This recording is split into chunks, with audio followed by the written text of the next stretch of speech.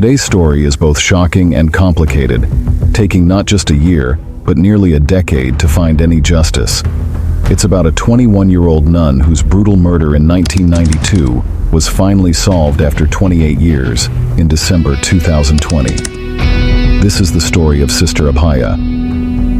This story begins in the quiet town of Kottayam, Kerala, back in 1992. Like many other Christian areas in Kerala, Kottayam was a peaceful place with churches and convents scattered all around.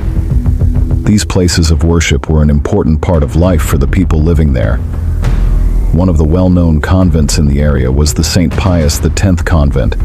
It had a hostel where many young women came to study and stay, many of whom were also nuns. Among these women was 21-year-old Sister Abhaya, a dedicated young woman who had come to the convent to serve God and help others. Sister Abhaya was studying at a pre-degree college, and like any student, she had exams coming up. Determined to do well, she decided to wake up early one morning to get some extra studying done. She set her alarm, went to bed, and woke up around 4 a.m. After greeting a few of her friends in the convent, she sat down to begin her studies. Around that time, she felt the need to take a short break. She left her books and went to the kitchen, possibly to drink some water or splash her face with cold water to stay awake. The next morning, when the other nuns woke up, they noticed something unusual. Sister Abhaya was missing. This seemed strange to them. When they went to the kitchen, they found a water bottle with its cap open, water spilled on the floor, and one of Sister Abhaya's slippers lying there. But where was Sister Abhaya? No one knew. The search became more urgent, and soon, they found Sister Abhaya's other slipper near the convent's well. And when one of the nuns went near the well and looked inside, she was terrified to see Sister Abhaya's lifeless body. The fire department arrived, the police were called, and eventually, Sister Abhaya's body was pulled out of the well. The nuns and hostel residents were in complete shock. Just the night before, they had shared dinner with her, laughed, made plans for the future, and even got annoyed by her early morning alarm. Now, that same friend was being carried out lifeless from the well. The local police officer, V.V. Augustine, arrived as part of the usual process. After the body was recovered, he wrote a report, called a photographer to take pictures of the scene and the body, and then sent the body for an autopsy. During the autopsy, doctors noticed cuts and bruises, found a head injury, and listed the cause of death as drowning. Even though Sister Abhaya had a head injury, the cause of death was still marked as suicide, with the possibility of murder. At that time, many people found this explanation hard to believe. Why would Sister Abhaya set an alarm just to end her life? The fridge door was left open, the bottle's cap was off, water was spilled, and her slipper was left on the floor. Everything seemed too hurried. The story didn't make sense to people. Many believed that this wasn't a suicide, but a murder. They also felt that someone was trying to cover up the truth, especially because the incident took place inside a convent. Sister Abhaya's death took place in a convent where hundreds of girls came to study, learn about religion, and live. Such a tragic event happening in a place like that was very unusual. This incident, along with the suspected cover-up, deeply unsettled the community. An activist named Joman Puthan Parakal formed a committee to seek justice. On April 16th, the case was handed over to the crime branch. After a few months of investigation, the crime branch released its report. The case was taken out of the local police's hands and given to the crime branch, who spent months investigating. In the end, they concluded that Sister Abhaya's death was a suicide. By then, Sister Abhaya had already been buried, and her clothes were destroyed, leaving very little medical evidence behind. However, the case had become a huge topic of discussion in Kerala. The media was full of stories, and people across the state were coming up with their own theories about what had really happened. The nuns were unhappy with how things were going. There was pressure from the media, from activists, and even from society itself. Naturally, the case was passed to a higher authority. The Central Bureau of Investigation, CBI, took over, and a fresh investigation began. The CBI started with a new approach, looking for fresh clues and talking to old witnesses again. Everything seemed to be moving smoothly, but then something very strange and shocking happened. A CBI officer, Varghese P. Thomas, held a press conference in 1994 and revealed something surprising. He said that he had been under pressure to declare the case as a suicide. Because of this, he chose to leave his job almost 9 years before he was supposed to retire. You can imagine the chaos that followed his statement. The case became a big news story again. People couldn't understand why it was getting so confusing. Where was this pressure coming from? Why was the case so difficult to solve? The CBI team continued to investigate for quite some time, even though they didn't have much medical proof. Later, they carried out several dummy tests. They made a doll the same size and weight as Sister Abhaya and threw it into the well in different ways. They carefully observed where the doll got injured and compared those injuries to the ones found on Sister Abhaya. However, even after these tests, no clear answers came up. So in 1996, 3 years after the investigation started, a report was submitted. It stated, "We believe this should be treated as a murder case. We tried everything possible to find out who might be responsible for this tragic event. But despite all our efforts, we couldn't get any solid results." 4 years after the incident, despite the efforts of the local police, the crime branch, and now the CBI, we still didn't know what really happened to Sister Abhaya.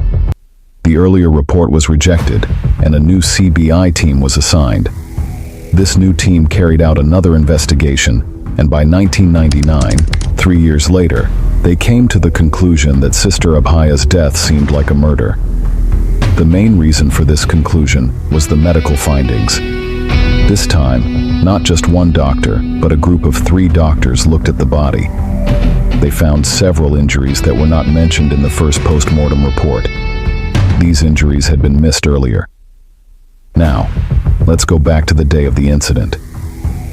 Many nuns were at the convent and noticed more injuries on Sister Abhaya's body. V. Augustine, the officer I talked about earlier, had even called a photographer to the scene. The photographer closely examined Sister Abhaya's body and took pictures that showed extra marks of injuries not mentioned in the earlier report or post-mortem. When her body was taken out, many nuns were nearby, and they also saw these injuries. They noted several marks that hadn't been included in the original post-mortem report. After 7 years of investigation, it became clear that Sister Abhaya did not take her own life. It looked more like a murder, but who did it? The answer will surprise you even more. The CBI admitted, "We know it's a murder, but we still don't know who the killer is." Once again, the court refused to accept this report. Another team was formed, and in 2005, a new investigation was done. Again, it was stated that the killers could not be identified, and once more, the court did not accept this report. The activists outside, part of the action committee, were now angry. Many talks and conspiracy theories started popping up. Some media reports suggested that the first investigation was poorly handled. They claimed that Sister Abhaya was buried too quickly, her clothes were burned, and even her diary was destroyed. They felt the post-mortem was incomplete and suspected that powerful people were trying to cover this up. Various theories spread quickly across Kerala. How could such a chaotic scene be part of the case? Why did the evidence disappear?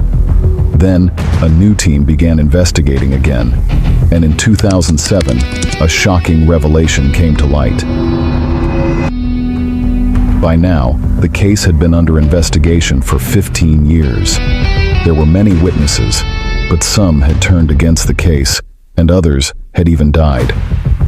Many suspects had been questioned, but no solid proof was found against anyone. Then, out of nowhere, a witness stepped forward, offering a key clue to the case. But who was this witness?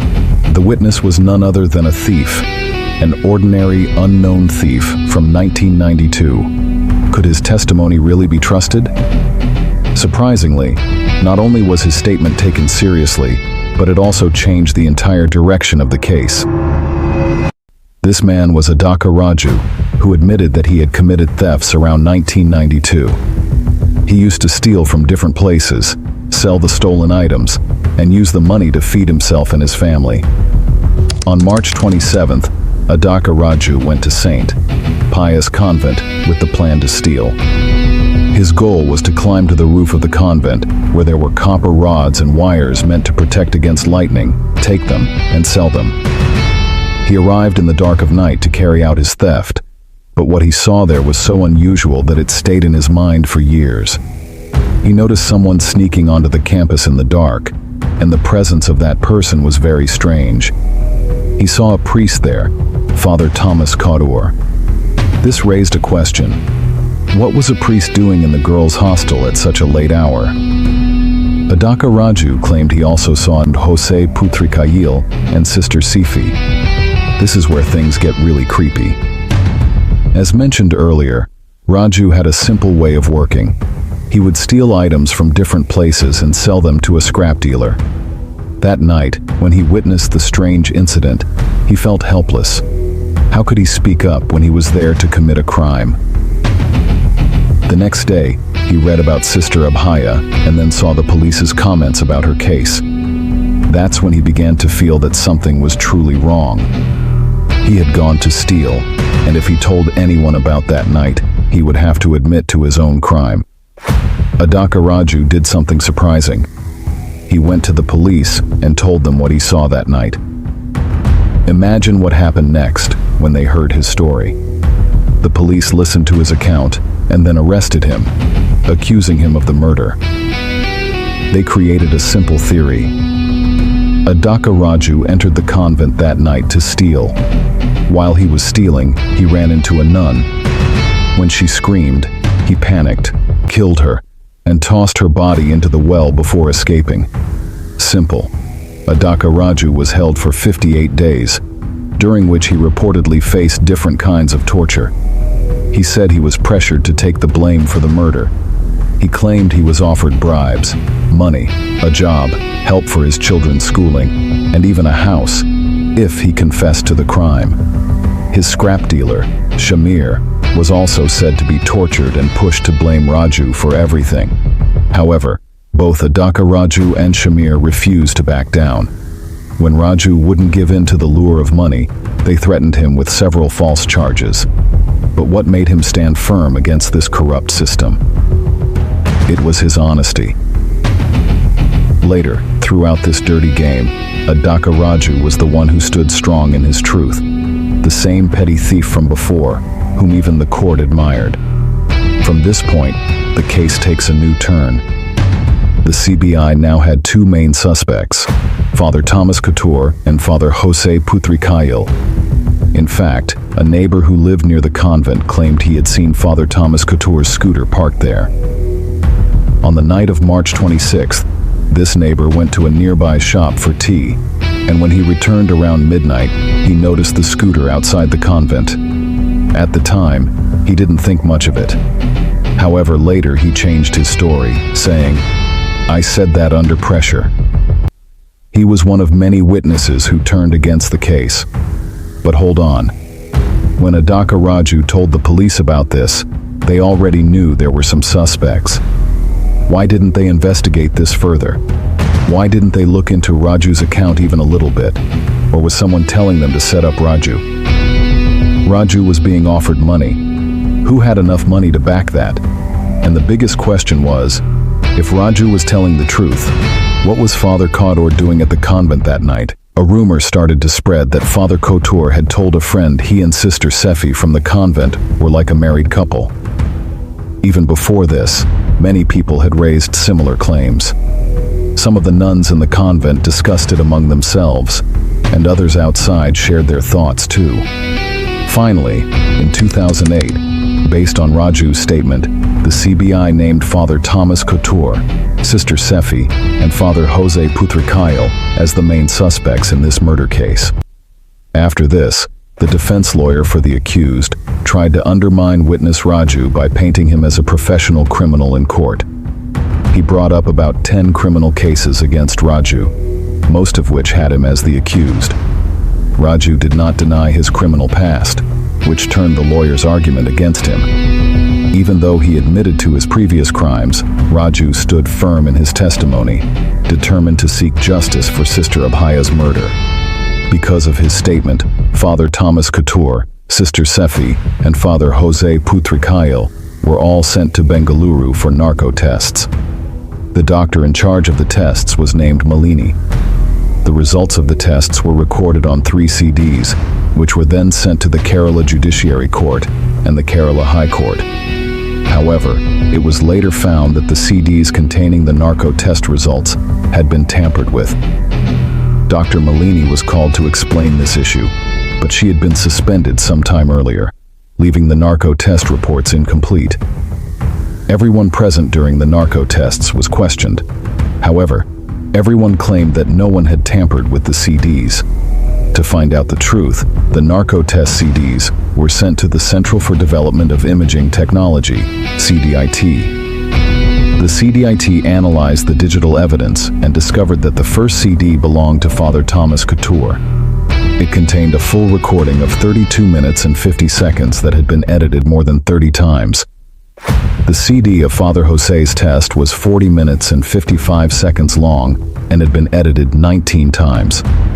The last CD was for Sister Sefi's narco test, which recorded 18 minutes and 42 seconds and had been edited 23 times. After the tampering incident, the Kerala High Court ordered the CBI to present the original CDs related to the narco tests in court within 10 days. But just a few days later, the original recordings of the narco tests for Father Thomas Couture, Sister Sefi, and Father Jose were shown on a local TV station in Kerala. How this broadcast happened and who aired it is still unknown, but the original narco test recordings revealed how Father Thomas Couture and Father Jose committed the murder. According to their narco test recordings, on the morning of March 27, 1992, Sister Abhaya woke up at 4 a.m. It was quite warm, so she went from her hostel room to the fridge to get some water. While she was drinking, she heard some noises coming from the kitchen. When Abhaya went to check, she found Father Couture, Father Jose, and Sister Sefi in a compromising situation. In that moment, before she could run away, they attacked Sister Abhaya with deadly intent. Sister Sefi grabbed an axe from the kitchen and hit her on the head, and the post-mortem report confirmed she had head injuries. After that, they dragged her to the well and threw her in to cover up their crime. After this CD was aired, the CBI started questioning all 3 of them in their office. However, in 2009, all 3 were released on bail. It was shocking that Father Jose was cleared of any wrongdoing in this case. From 2009 to 2019, many hearings took place, and in 2020, the Kerala High Court sentenced Father Thomas Couture and Sister Sefi to life in prison based on the narco test results and Raju the thief's testimony. The court also fined both of them 5 lakh rupees. Thus, after 28 years, thanks to a thief, one of India's longest-running murder mystery cases was finally solved. What do you think about this story? Please share your thoughts in the comments, and don't forget to subscribe.